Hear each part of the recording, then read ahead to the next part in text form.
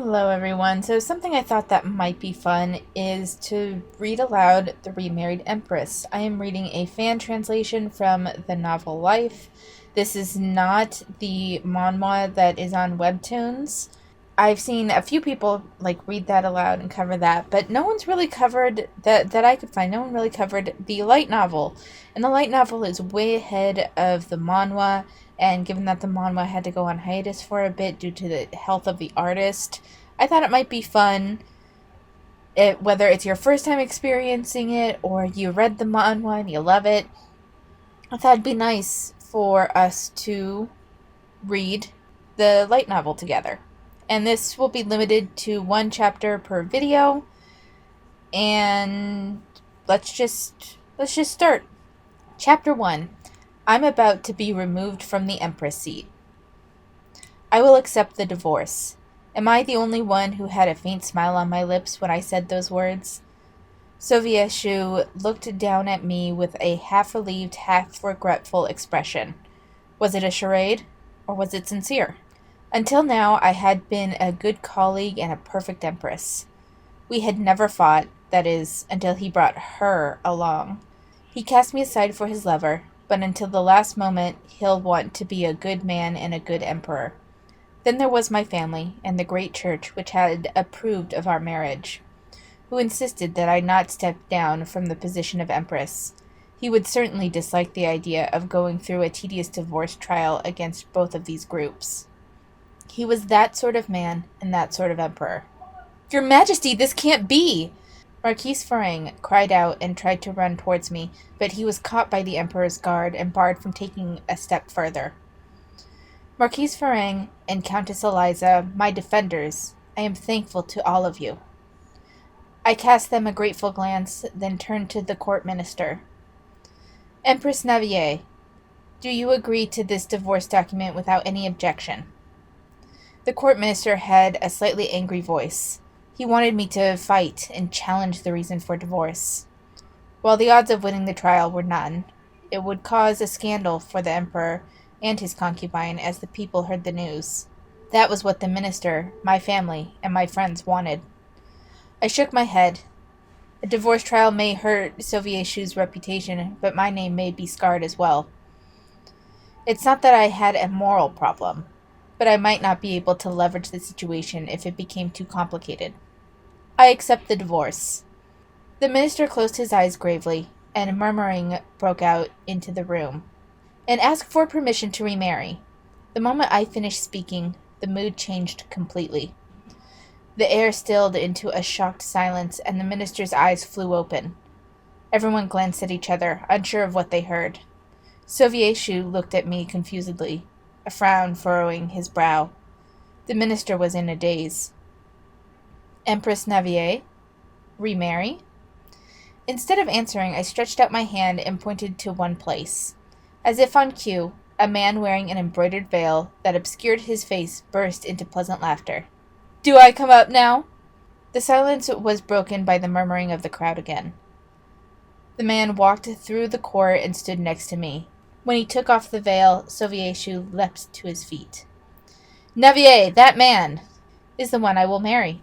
The minister's eyes looked hollow. I smiled and turned to the man beside me. He looked at me as if to say, You expected this reaction, didn't you? Somehow I had a pleasant feeling, even though it wasn't revenge I desired.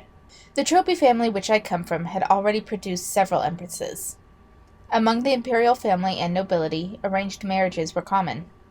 Marriage was for politics and romance was for their lovers, and it was common for male or female nobility to have a beloved on the side. Osis III, the previous emperor, spotted me as a match for the crown prince, and from an early age I was educated by the empress on etiquette and the workings of the imperial court. Fortunately, the crown prince Sovieshu and I took to each other, and we got along like good friends. We didn't see each other as lovers, but it was still something. It was the kind of relationship where even when we fought at home, we walked into the wedding hall with a smile. A lot of us worked well together, and we were quite fortunate. The nobility saw Sovieshu and I as only a pair of cubs, and we put our heads together and discussed the country we would build for the next generation. As an adult, Sovietshu inherited the throne from the late emperor, and after the coronation ceremony, we were on good terms for about 3 years. It was a bad day to plan for the new year. After consulting with the officials all day, I returned to my room to find my ladies-in-waiting with nervous expressions on their faces. "What's going on?" I looked around worriedly, and one of the ladies replied in a sharp voice, "The emperor went hunting and brought back a tramp. Then he called us and ordered us to wash the dirty thing." All of the ladies-in-waiting were the concubines and wives of high-ranking noble families, and they bathed only me. For ladies that did not even use their own hands to bathe themselves, it must have been a bolt from the blue. But it was quite strange. The emperor knew the pride of the ladies-in-waiting better than anyone else, yet he ordered them to wash a woman he brought back after hunting? What woman? "We don't know if she's a prisoner or a slave. Her leg was trapped." "Leg?" "Yes, the emperor found her caught in a trap and saved her." The ladies-in-waiting exchanged glances among themselves. They seemed to want to say more, but didn't want to do it in front of me. "It's all right. Tell me." After some slight pressure, one of them reluctantly opened her mouth. Even when she was filthy, she seemed beautiful. I thought I imagined it even before I washed her, but she really was stunning when I was finished. Her beauty was comparable to Duchess Tuania, the most beautiful woman in the world. When they thought I was feeling uncomfortable, the ladies added their own chorus. "Of course there's no comparison with you, Your Majesty." My face was rather attractive, however, as a young princess and empress, everyone tended to flatter me, so it was unclear exactly how beautiful I was. As a result, I would exclude myself from such comparisons. However, Duchess Tuania was known as the most beautiful woman in society. She debuted at the age of 17, and she was still an immaculate butterfly at the age of 40. And now this mysterious woman was equivalent to Duchess Tuania?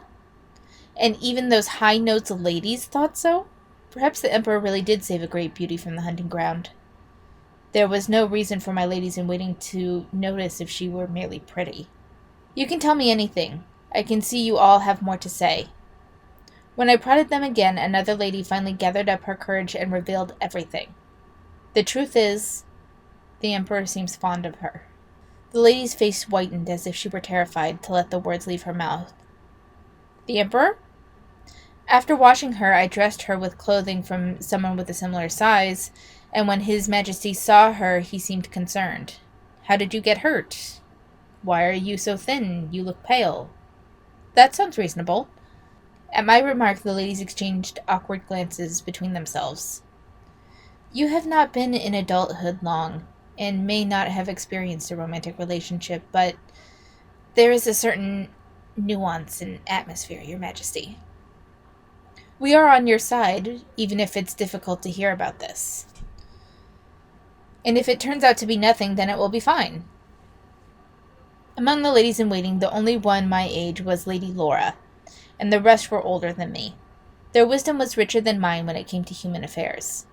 "I see," I murmured in my embarrassment. Even if what the ladies said was true, and that the emperor was interested in another woman he saved, what should I do? Should I go to the emperor's room and ask him if he was interested in his captive, or drive her out, or have her work in the imperial palace? I didn't know how to react. Empress Eliza approached carefully. "How about you try your luck and say that you heard he found an injured woman?" Everyone agreed and said I should ask in passing. "Maybe say you heard it from one of the palace maids, just in case." I nodded and smiled, praying it would not be a large issue. "I will. Thank you all. His Majesty the Emperor is a compassionate man, so he must have brought her here out of pity. When would it be a good time to ask the Emperor about the woman he found at the hunting ground?" After much consideration, I decided to ask him at dinner tomorrow. Although we were husband and wife, our bedrooms were at the eastern and western ends of the palace.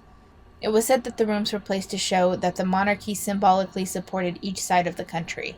That meaning has now faded, and now it was the perfect arrangement for the emperor and empress to live without having to touch each other. Although Sovietshu did not yet have a concubine, we ate and slept separately due to our busy schedules and different lifestyles. However, we had dinner twice a week, and that was tomorrow.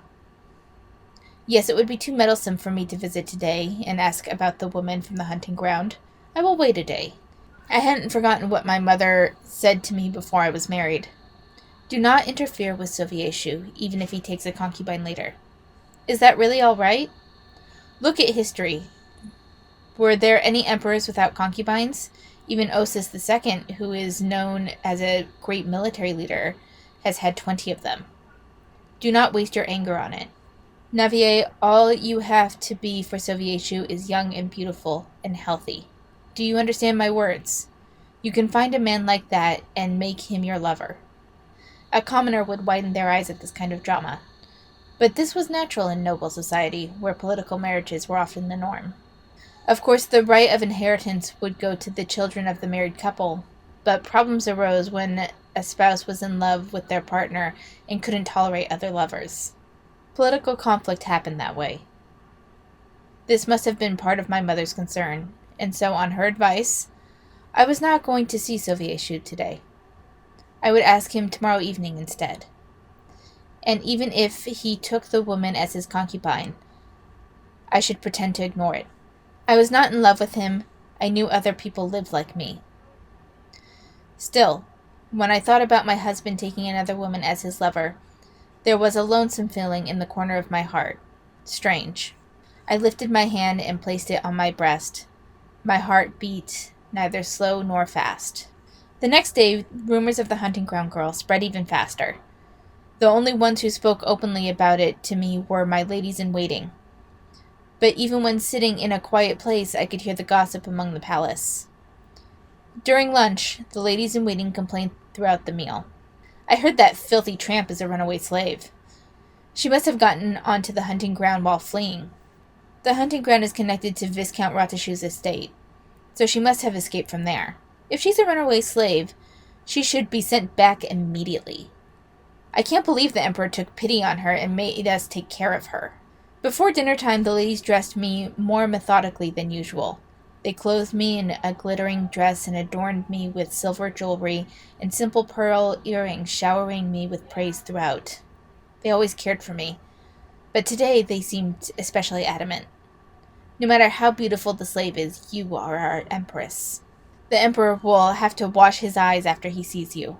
Their efforts felt empty and passed through my ears. If Sovieshu was going to fall in love with me for dressing beautifully, shouldn't he have already done so before? All I had in my head were useless thoughts. However, even though I considered the efforts of the handmaids to be futile, I entrusted myself to them. After all the preparations were finished, I went to the eastern wing where the Emperor stayed and sat at the dining table that was far too large for 2 people. At first, we only talked about recent political issues, such as preparations for New Year's Day. I waited for Sovieshu to bring up the story about the hunting ground girl, but no matter how long I waited, he didn't mention it. It was when he was cutting his steak that I finally brought it up. I heard you found a runaway slave on the hunting grounds. Is that true? There was a clack as his knife hit the plate, and his hand stopped. He looked up and stared at me for a moment. Who told you that? His tone wasn't pleasant. In fact, he seemed rather tense. Seeing the wrinkle between his eyebrows, I deliberately covered up the source of the story. Everyone was talking. It was hard to miss. It must have been your ladies-in-waiting. It doesn't matter who told me. Again, is it true? Sovieshu looked noticeably uncomfortable when I repeated my question. Your Majesty, don't rush me. I don't know what you heard, but what happened was that I found a woman who was badly hurt and I helped her. He called her a woman, not a runaway slave. I see. So where is she now? Empress, please tell me. We have 2 meals a week together. We have so many other things to talk about, don't you think? The iciness in his voice was clear to me. Do not get involved in this in any way. End of chapter 1. This is our start. And for those of you that were maybe a little bit confused because this does kind of jump a little bit, we got a little peek at the divorce trial, and then we went back in time to see the beginning of all of this. And Sovieshu is known in the community. If you are not part of the community yet and you just happen to stumble upon this, he's known as Soviet shit because he is an asshole throughout the entire thing, and it's going to be delicious and fun to watch. And I will be giving some commentary at the end. My commentary for the first several chapters will probably be rather short because I don't want to give away future things. But when bigger reveals happen, I'll probably give some of my own comments. But this first indication of how he refuses to talk about the woman that is of clear concern to the Empress, to Navier, is pretty par for the course for this guy. He regularly doesn't show his wife respect. He'll do it a couple of times in public, and we'll see that, and it seems like a redeeming quality, but he is ultimately, as he will demonstrate fully, a selfish asshole. But I hope you enjoyed. Thank you for watching. Take care of yourselves, and I'll see you next time.